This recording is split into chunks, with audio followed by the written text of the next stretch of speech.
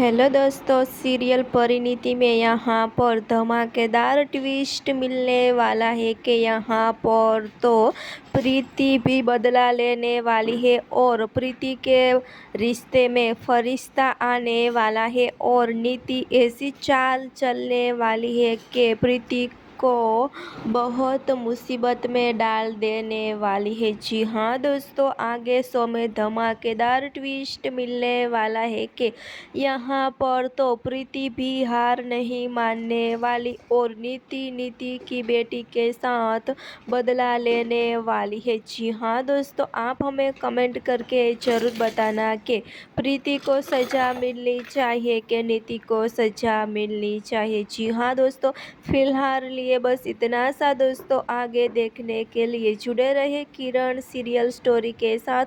Subscribe और comment करके हमें ज़रूर बताना कि प्रीति को सज़ा मिलनी चाहिए कि नीति को। जी हाँ दोस्तों।